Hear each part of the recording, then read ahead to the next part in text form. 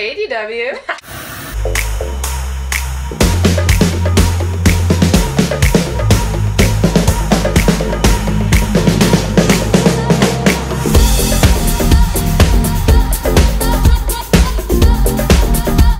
So, tunes. Yeah. What did you buy? What was your last record? What do you love? Oh, last record? Yeah. Last record was given to me by Superpose, who's an artist I just directed a music video for. He's from Paris.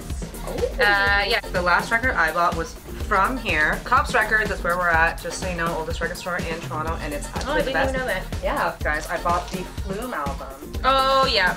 I love that record so That's much. fair. It's sexy as fuck. Generally looking for Carly Rae, but like... Yeah, tell me about your deep love for Carly Rae. It's just like so good. Like, this is second Carly Rae, not original. This is Emotions. Right. This is not Emotion. Pop Tart Carly Rae. This is Emotion. This is... And B-sides. So that's what you're relating to? Yeah, it's just the best pop music. So I need to look into that. Yeah, the fact that you haven't heard it is, I know. I get sent... not good. Anybody's like, I just need you to tell me what music to listen to. That's fair. Well, I'll just message that's you. why I am a DJ. That and I is. stand in front of people and be like, hey, guess what? Now you're gonna take your pants off and dance to this. Do they take their pants off? Well, that's always my goal. I I have not take my even shirt in off. I mean, that is my goal for people to throw their pants at me. That's how I know I'm doing a good job. Have you made out with anybody else on stage recently? No, not recently. It's just only been those 2 times, but Only been those 2 times. yeah. What would you pick to have playing right now? I don't know, some like featurettes, some Foresme. I always like fucking those guys. The twin. You gotta get the twin. My twin factor. fam. Also, I just did a music video for Foresme. For Just Yet. So that'll be coming out in like a little bit. For the music director thing, the Mhm. music video director thing, how Yeah. long have you been doing that? I've been directing, I guess, for quite some time, since university. Yeah. Yeah, and being a musician, I meet a lot of other musicians, and music is really visual for me too. Like when I hear songs, like I can see stories and colors and all those things. So it's been great to collaborate with musicians. You've now just come up to Blondie. Yeah. I am a recent blonde. Mhm. Tell me how you feel about both Blondie Mhm. and being blonde. I love being blonde. I get away with a lot. Yeah, girl.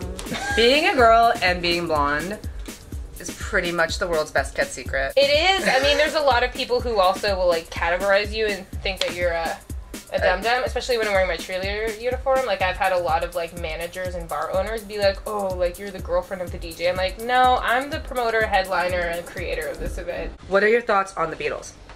A classic. But the Beatles, I never understood the Beatles. I was like, this is so simple, like I don't get it. And then I like fell in love, and then I understood the Beatles like that. And I was like, oh my god. Love. All right, let's mosey around.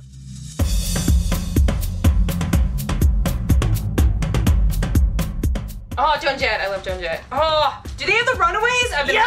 looking for. Oh, they have Runaways live. yeah, I'm totally fucking getting this. My favorite is Live in Japan, Oh, I have that. where the boys are.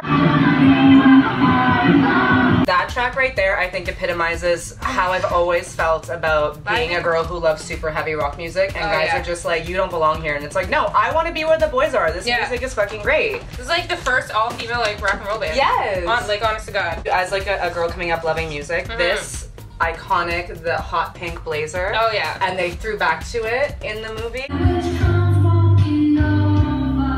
Spoiler alert. At the end, Joan Jett gets older and does interviews in her sick pink blazer. It's not really a spoiler. I know. Joan Jett got older and wore a blazer. Well, so now that we're talking about pop music, this is kind of where Gaga! I Yes, love Gaga! La Gaga. I respect her. She's not somebody I freak out about, but... She was someone I freaked out about, Yeah. and then that kind of... Okay, but now we're here, though. Madonna?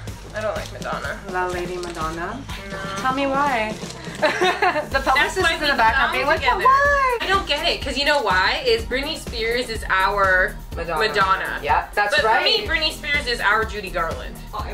So, That's I love Judy interesting. Garland. Yeah. Now we're getting kind of into my world over here, little Nirvana. What do you think about grunge? I'm a Smashing Pumpkins girl. I love Billy Corgan. I think he's a genius. He scares me a little bit. Oh, I love him. Yeah. What is the lyric? Name one genius that ain't crazy. Besides the record that you have in your hand right now, if there was one record that you would hope is in this collection, what would it be? Honestly, Carly Rae Jepsen. That's the first thing I looked for. I went to a drag show like a couple months ago, and yeah, the drag queen was just like, "What song should I play next?" And I was like, Carly Rae! And she was like, girl, you're like 5 years behind. I was like, bitch, you ain't caught up!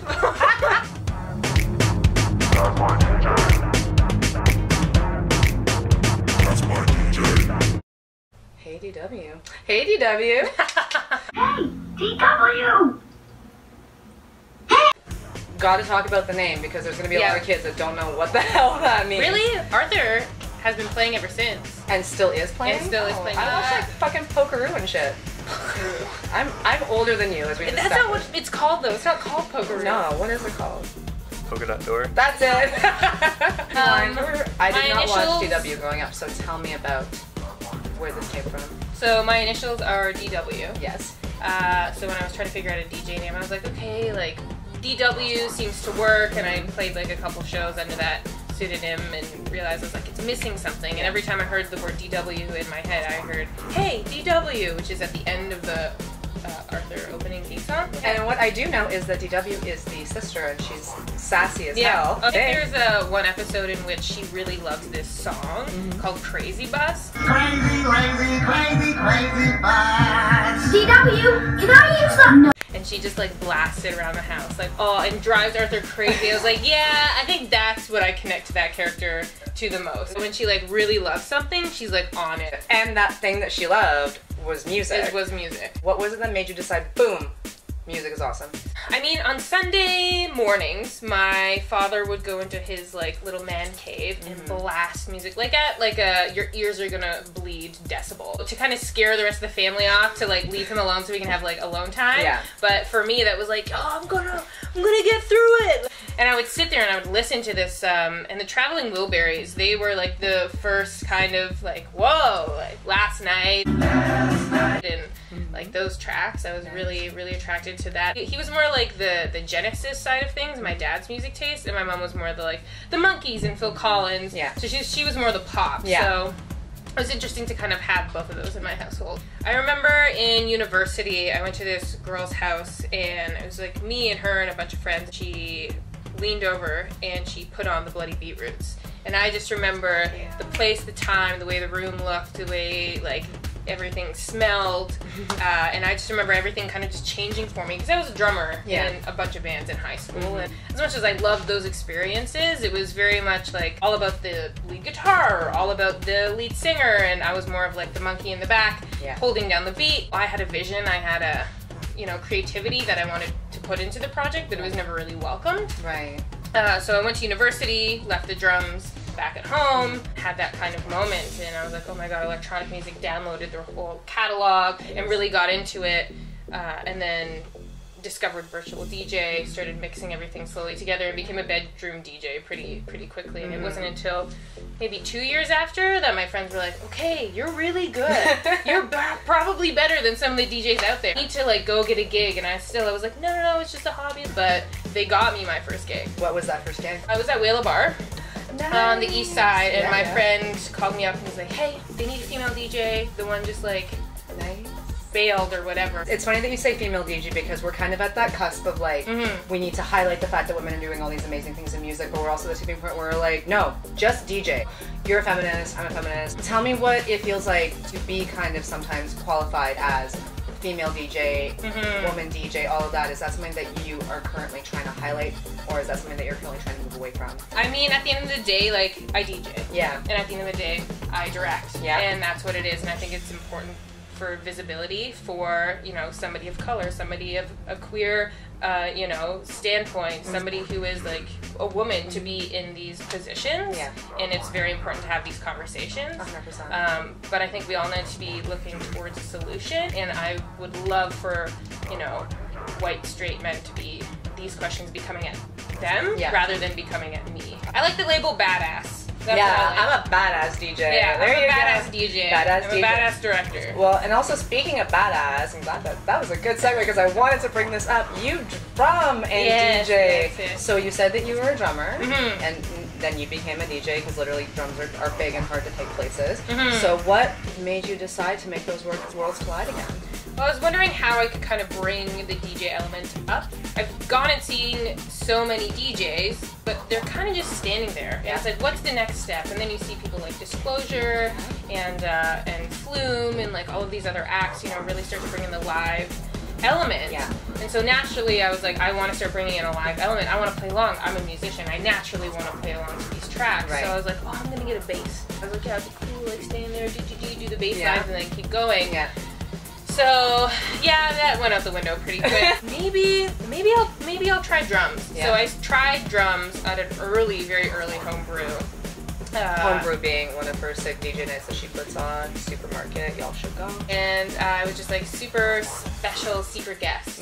So the DJ after me went on, and I like ran behind the like screen, and I got changed into like a different outfit, and I put the mask on from Spring Breakers, which is like the pink thing with like the unicorn, and I was on the drum set and like smoked out the room and started playing along to trap music on the drums, and everybody like literally blew their pants off, and everybody was like, oh my god, what's happening?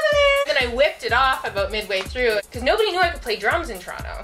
It was a very like Innisfil thing. Yeah. And then after that I was like, man, I would love to play to my music and drum. So I was doing my opening and ending of my sets playing drums.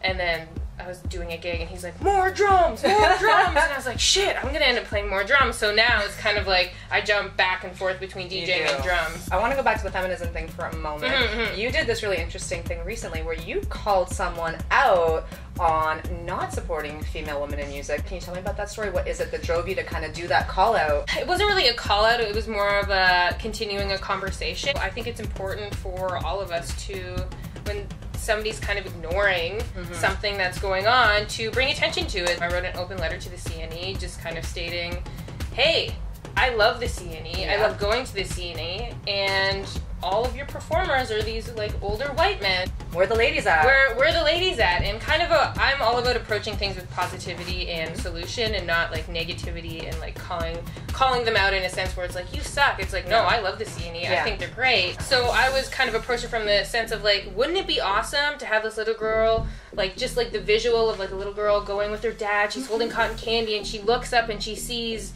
this badass female on stage and she's like, whoa, I can do that. Like, let's inspire a generation. Like, let's let all of these like little girls know that you can do anything you want. Exactly. And I think it's important, especially at such a family-oriented event, to make sure that we're not just like showing the boys that they can be rock stars. We gotta show the girls that they can be rock stars too. So, you know, on that point, what do you think about the rest of the music industry? Like, how are we doing as a whole, genre by genre? Are you seeing that equality happening? You know, where are you seeing the gaps?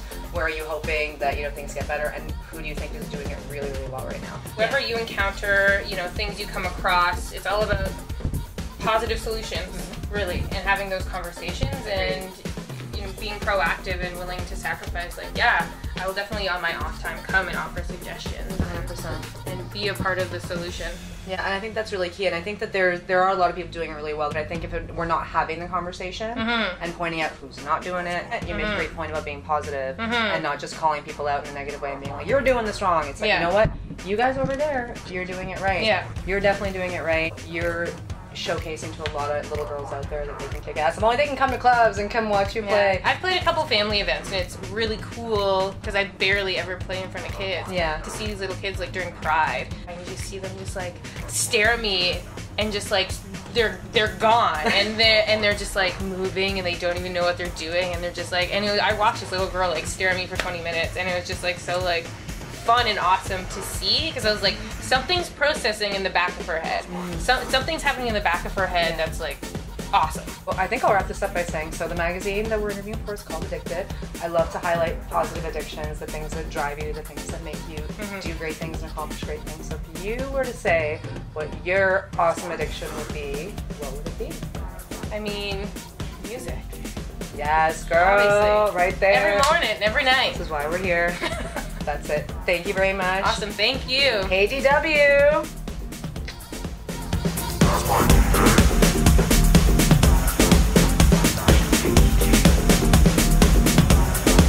And cut.